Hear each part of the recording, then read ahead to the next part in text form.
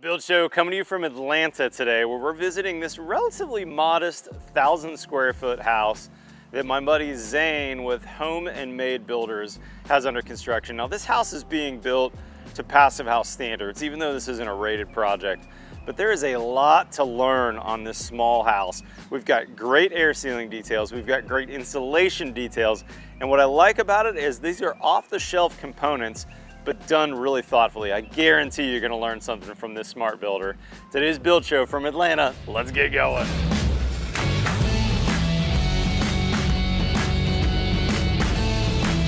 All right guys, so Zane is building this 1,100 square foot house. I like that the outside is relatively modest. This is a full, looks like James Hardy exterior with kind of a board and batten look on the outside, but there's more than meets the eye on this project. There he is, hey Zane.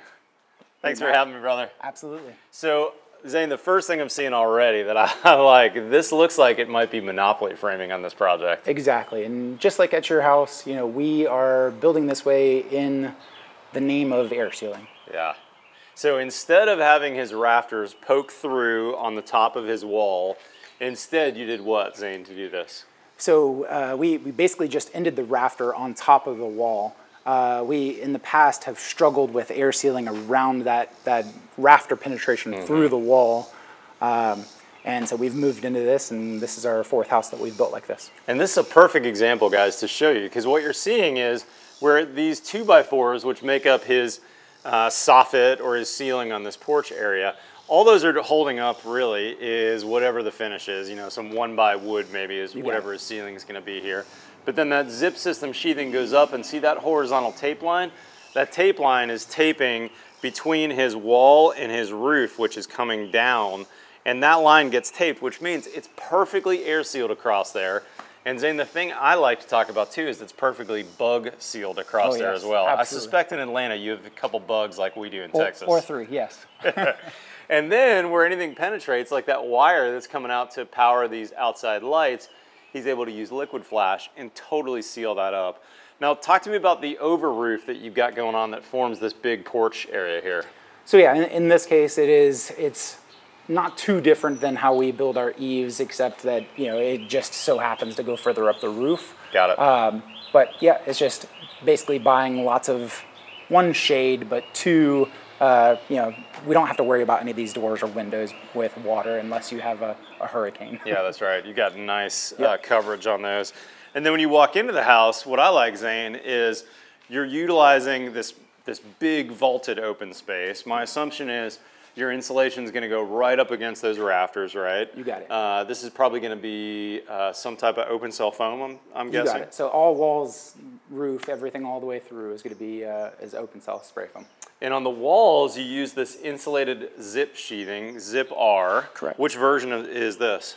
So this is Zip R6. So okay. Their rating is actually R6.6. Gotcha. So R6.6, and you can see it right here at his doorway, where this foam makes a really nice thermal break on top of his wood. And this is a perfect place to look at it because he's got a lot of structure here to make this big opening. So now these LVLs or these studs here have R6 on top of them, so they're going to be well insulated. And then bonded to that is this Zip 7/16 sheathing. And now the entire house has that R6.6 thermal break. And talk to me about what you did down here at the base, Zane. I like this. Yeah, so basically this is our, you know, going back to bugs. You know, bugs, specifically termites, love to dig through foam. So basically this bottom, we did a 2x8 rip down. So, you know, 2x8, 7 1/4. We rip it down to a 7-inch nominal because we have 2x6 walls that are 5 1/2. Yep. And then 1.5 inches for the R6. And we're capturing the bottom of that R6 basically to protect it against bugs. I really like that. And then that 7-inch base plate or bottom plate is flush with your foundation. Yep. So I'm guessing that you probably also did some air sealing there. What'd you do to do that? Yeah, and you can kind of barely see it right here. We have, you know, so our connection between foundation up to the sheathing is we do basically a 3 to 4 inch band of Zip Zip liquid flash. Yeah, so that's been liquid flash, so we're nice and airtight there. But what I like about this is your foam is captured. There's no way for bugs or insects to get up there.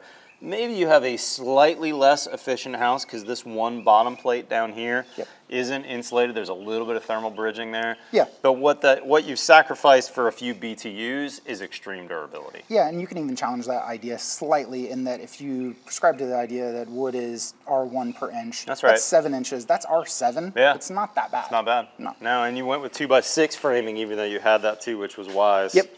Now here's something different though that I noticed immediately, Zane. That zip-R sheathing on your walls is also on your roof. Yes, correct.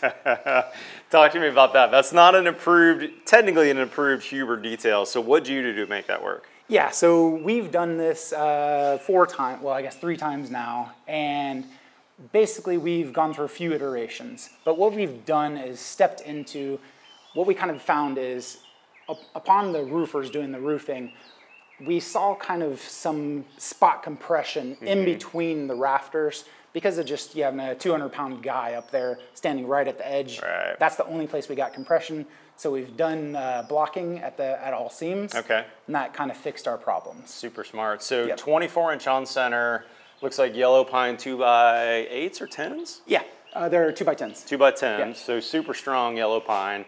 And then everywhere he's got a 4-foot sheathing break, he's put either a 2x6 or a 2x4 across there so that you wouldn't get any panel movement. You got it. And I just want to point out that even though Huber didn't necessarily approve this assembly, it's not a prescription assembly, Zane talked to his local engineer that took the values from Huber's tables and said, here's how this will work. Really no different than his engineer saying, hey, let's use 2 LVLs on this opening with this size LVL header, and let's bolt it all through with some structural screws. Same exact process where, you know, there weren't prescriptive details on that either, but all the engineering values were there. So great job on that, man. Now you've also, it looks like, done advanced framing here. I'm seeing these studs look like they're all 24 centers. You got it, yep. So major piece in energy efficiency is just minimizing as much as possible the frame, you know, and minimizing how much, you know, thermal conductivity you have through the wall.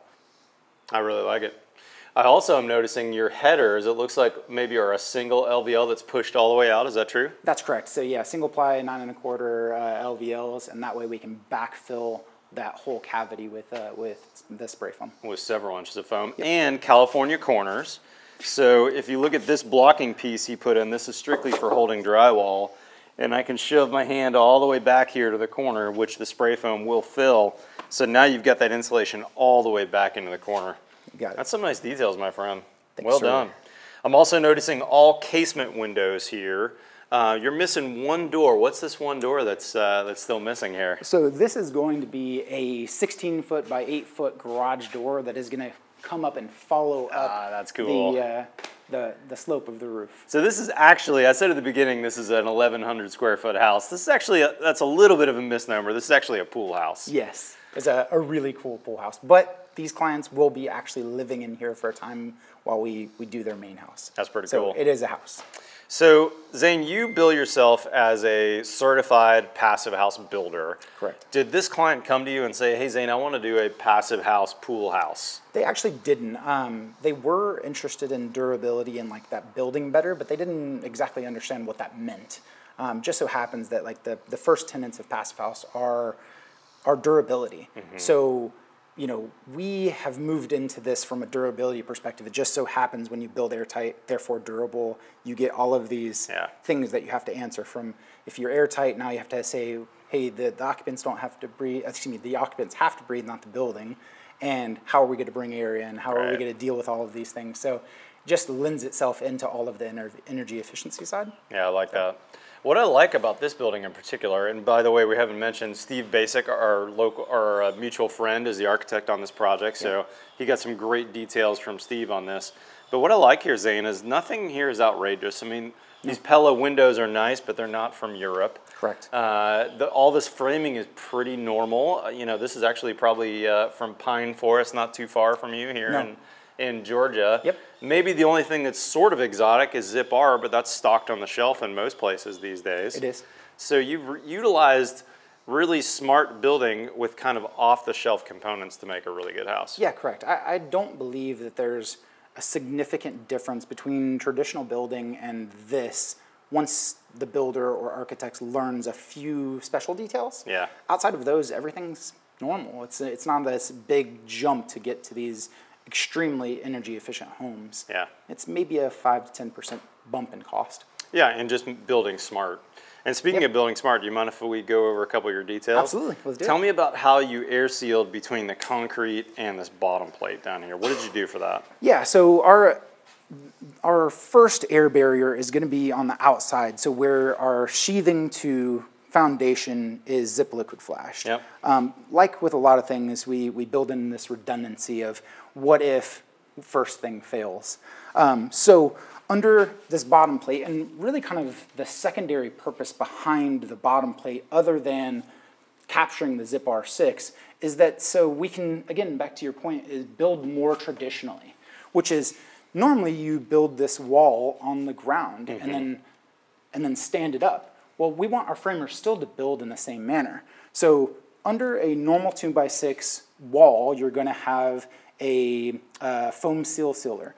So in this, because we have a 7-inch wide bottom plate, there's not a traditional size that we can get. So we use, again, off the shelf, 2 foam seal sealers laid on top of each other. And between those, we use Sashco's Big Stretch and run it down the middle, and then a line on either side. So it's capturing top and bottom, and it's our secondary air sealer. So even without that zip liquid flash on the exterior, this would still be the same air tightness. That's really smart, man.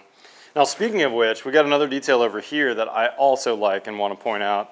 I think I first saw Jake Bruton do this, one of our mutual builder buddies, and I love this detail that's executed perfectly. You can see it here. Anytime we go from inside to the outside, we're going to try and air seal that. And how do you do that if the trades make a huge hole and put multiple wires or multiple pipes through that? It's really hard to do. Yep.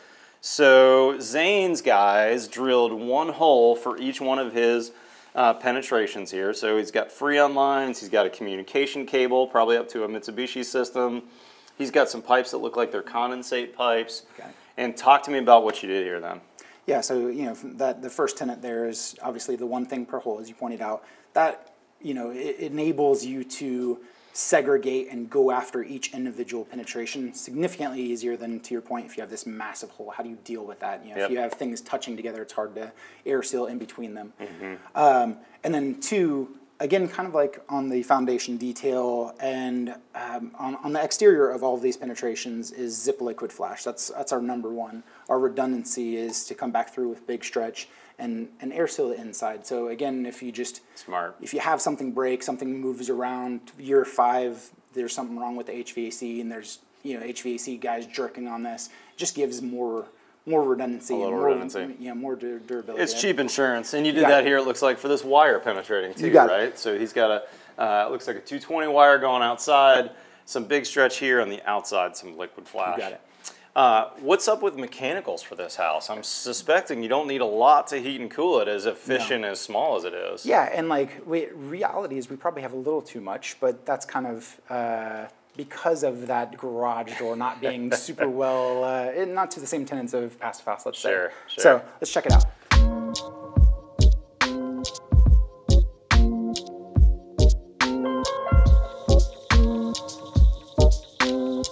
If I don't fall getting up. All right, check out this loft. This is cool, Zane.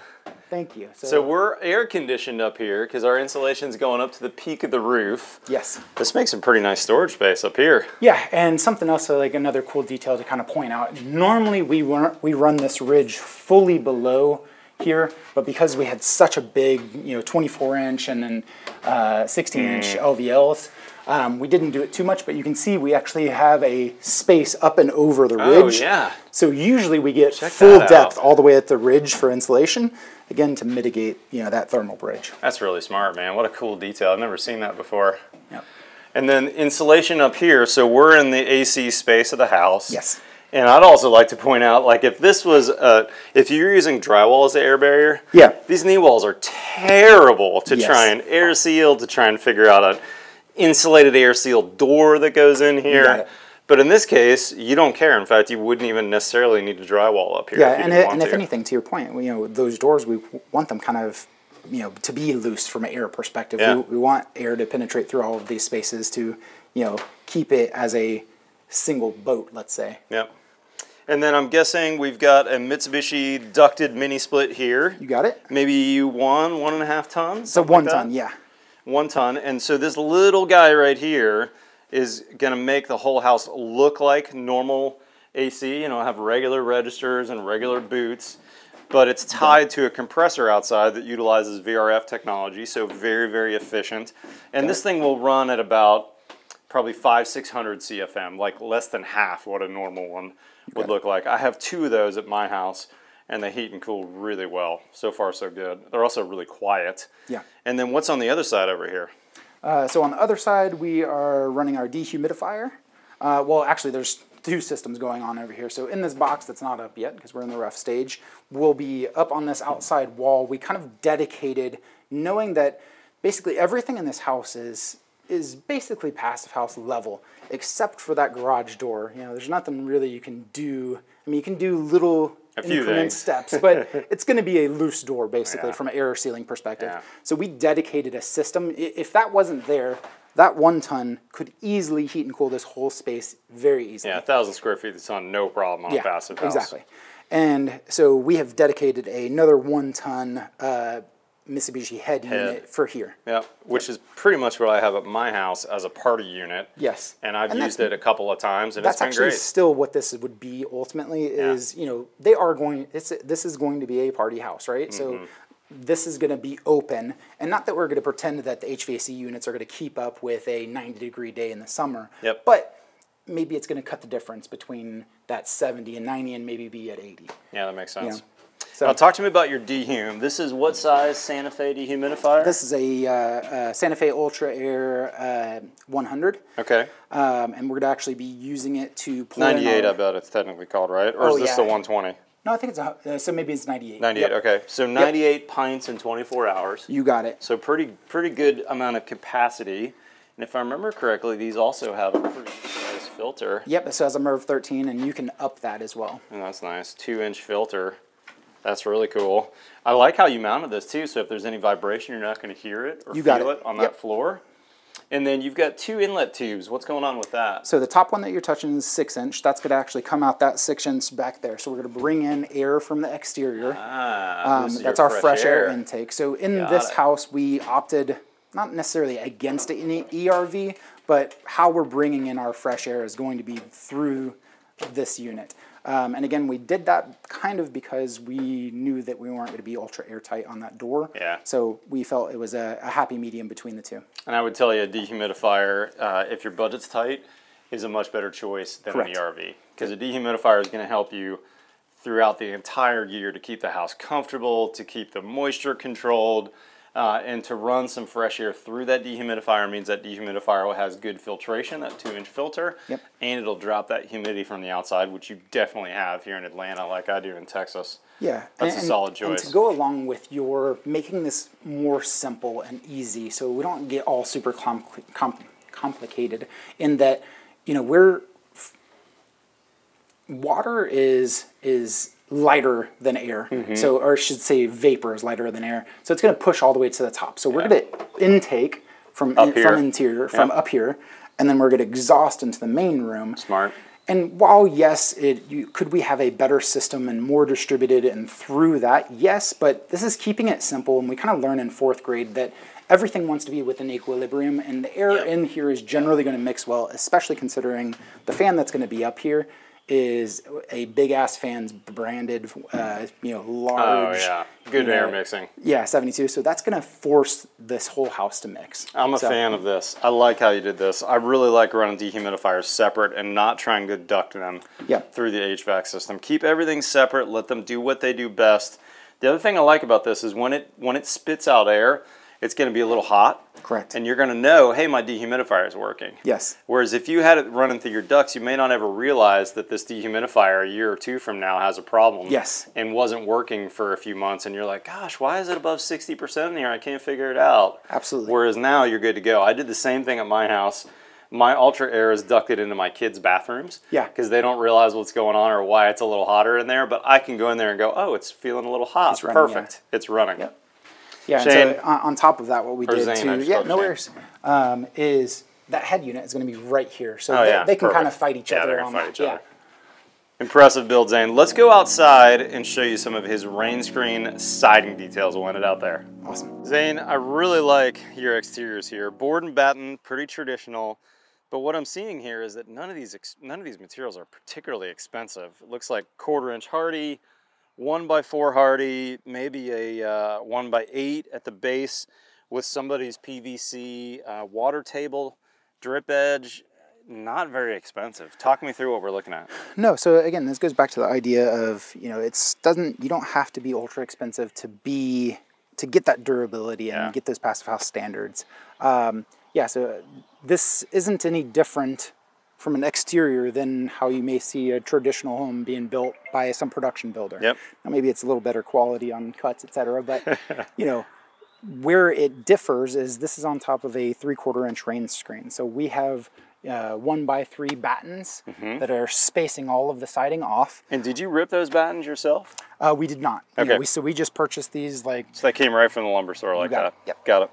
Yeah, and then so at the top we're using Core Event SV5, which is their thicker. They have a SV3 that is a 3/8 that you could use in association with their sturdy strips, which are their battens that are 3/8. And so this is thicker and it's made to be used with your own wooden battens. Rather that's cut plywood or in this case our 1x3s. Yep. And so then these battens are on 24-inch centers because that's what your studs are on. Yep. And I'm noticing your Core Event starter strip at the top there is held down from that 2x4. What's that detail? Yeah, great question. So, again, this is a vent. So we're not only, so at the bottom here that you can't see down there's another one of those SV5s that are allowing air up under here. Yep. So the idea of durability for a wall system has everything to do with wall drying potential. So we're allowing the air to pass up through here. And we learn in science again when we're younger that just in this scenario, sun's hitting here, it's actually going to create a vacuum pulling up through here. Yeah. So the air is going to pull up through here, wash over. At the top, we held down the SV5 by a 1/2 of an inch. And then at the top, we have a just traditional 2x4. And when the freeze board, top trim board goes on top of that, it creates a air gap space that will allow the air to come and kind of S over the top and allow it out. So you've got a nice air gap, and what's also nice about those is you've got a bug prevention device. You got it. But ultimately, look, if a bug got in here, it wouldn't be that big a deal because you're fully air sealed on the zip, you're taped, you're liquid flashed. That bug's not getting past this air sealing layer. And anytime we talk about air sealing, we're also bug sealing. Yes. Man, Zane, super impressive, dude. Thanks, sir. 1,100 square feet of super well-built house. Big shout out to our friend Steve Basic, who designed this project. He's shooting videos over on buildshownetwork.com for us. You should definitely go check out Steve's work. And Zane, follow Zane on Instagram. We're going to put his Instagram feed right here so you can see what his work is. I mean, this house, Zane, you nailed the details. And what I like about it is nothing exotic, nothing super expensive. It's just really well built. Great job, my man. Well, thank you. I couldn't take full credit without saying that many of these things, actually most of them, I've learned from you, I've learned from Steve, I've learned from Jake, and become great friends with all of you guys. And these aren't hard. Everyone can build just like this. Yeah, that's right. They're not hard. You guys. Dude, appreciate that. Absolutely. Guys, sign up in the description below for our newsletter so you can see all the videos we got coming out on Build Show Network, because he mentioned Jake and Steve. We've got a bunch of other contributors that are all shooting videos over there, giving you their trade secrets every single week, because we're interested in elevating the building industry. And Zane, you're a perfect example of that, man. You are absolutely elevating what you're doing here in Atlanta. He's the president of the local Passive House chapter. He's got a production builder that's been visiting him and is going to switch to Zip R sheathing.